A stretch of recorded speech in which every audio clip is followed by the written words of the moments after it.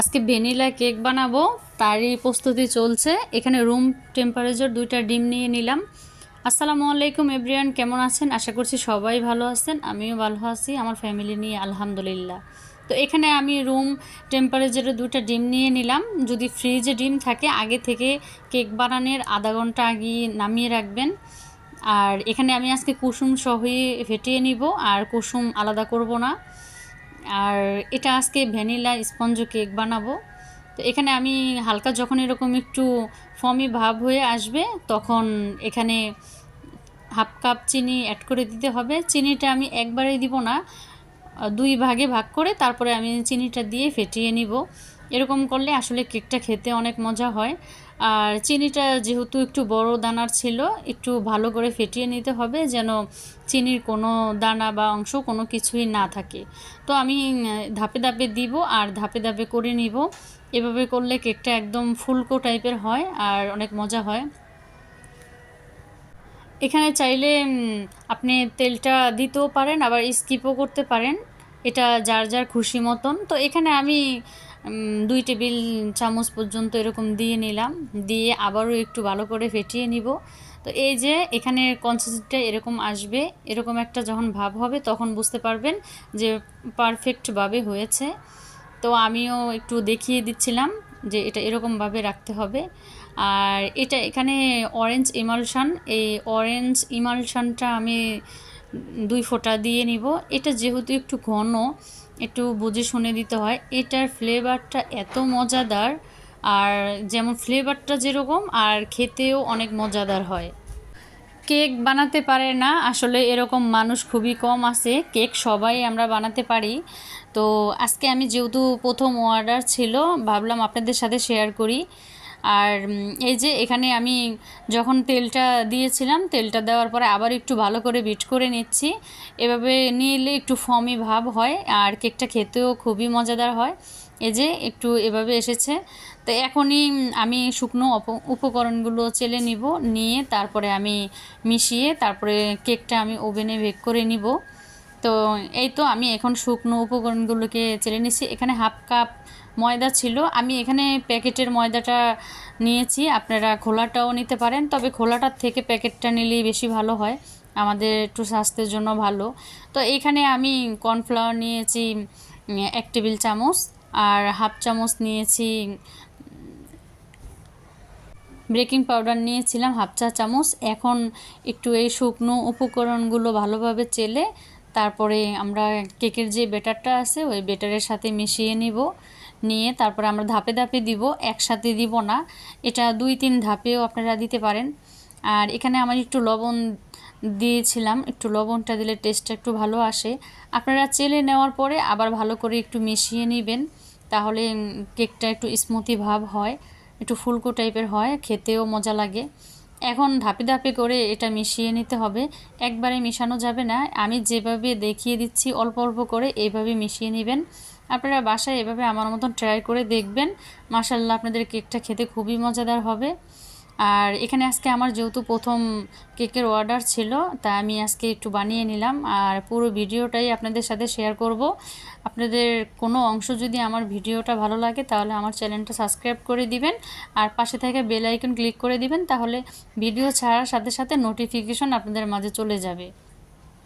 তো সবাই যদি এই কাজটা করে থাকেন তাহলে আপনাদেরকে অসংখ্য ধন্যবাদ। তো আমি যেভাবে মিশিয়ে নিচ্ছিলাম ঠিক ওইভাবে করে মিশিয়ে নিতে হবে, একটু বেশি নাড়াচাড়া করা যাবে না, এটা আস্তে আস্তে করতে হবে, তাহলে কেকের ফমি ভাবটা নষ্ট হয়ে যাবে।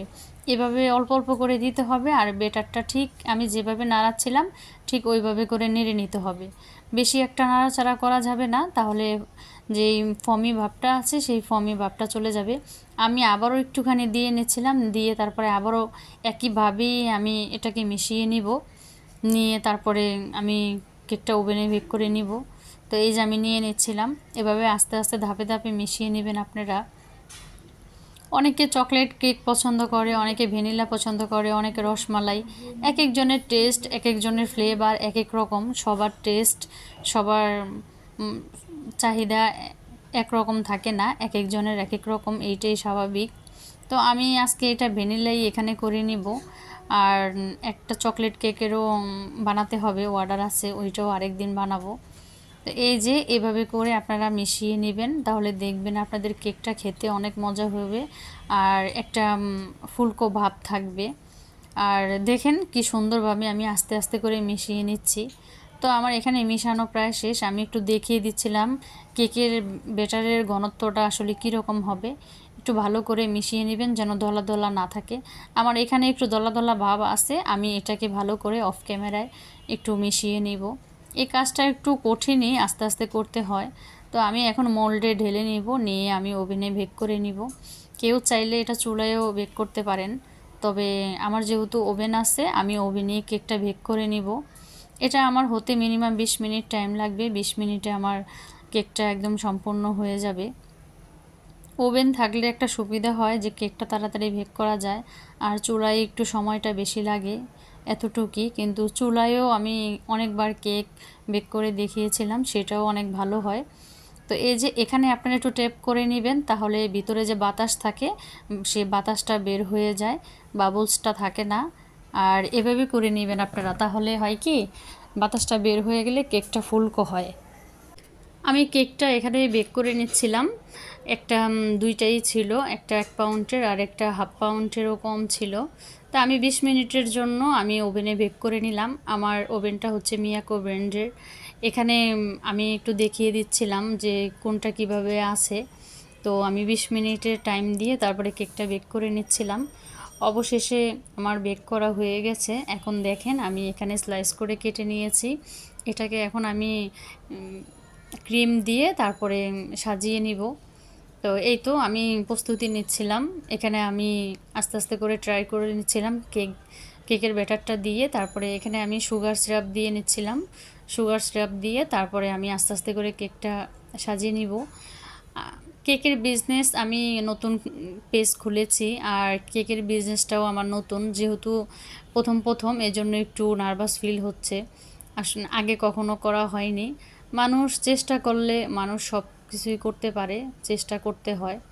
চেষ্টা করতে করতে এক সময় ঠিকই সৌন্দর্য আসবে। তো আমি কখনো কোনো জায়গায় ক্লাস করিনি। আমি ইউটিউব দেখে দেখেই যতটুক শিখেছি ততটুকুই। আমার মনে হয় ইউটিউব থাকলে মেয়েদের আর কিছুই লাগে না।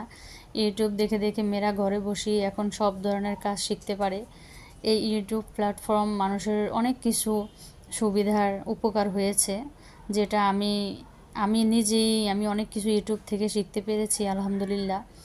তো আমাদের ইউটিউব থাকলে আর কোনো সমস্যা নাই, আমরা ইউটিউব দেখে দেখেই অনেক কিছু করতে পারি। তো আমি এই যে কেকটাকে এখানে বেটার দিয়ে ক্রিম দিয়ে আমি সাজিয়ে নিচ্ছিলাম। এখানে কাজটা একটু আস্তে আস্তেই করতে হয়, যেহেতু আমি নতুন, আগে কখনোই করিনি, এজন্য একটু আস্তে আস্তে আমি করে নিচ্ছিলাম। তো আমি আপনাদের সাথে সবটাই শেয়ার করছিলাম। এখানে আমি কোনো স্পিড দিই নেই, আমি আস্তে আস্তেই কাজটা করেছি। যেভাবে করেছি ঠিক সেভাবেই আমি আপনাদের সাথে শেয়ার করলাম। এখন আমি এখানে 3টা লেয়ার করেছিলাম। এখন প্রথম 3 নাম্বার যে লেয়ারটা সেটা আমি দিয়ে দিচ্ছিলাম, দিয়ে আবারও আমি সুগার সিরাপ দিয়ে নিচ্ছিলাম। সুগার সিরাপ দিয়ে তারপরে আমি কেকটাকে ভালো করে সাজিয়ে নিব। তো প্রথম পর্যায়ে আমার কেকের ক্রিমটা একটু পানি ছেড়ে দিয়েছিল, মনে হয় আমার একটু ভিট করা কম হয়েছিল এজন্য।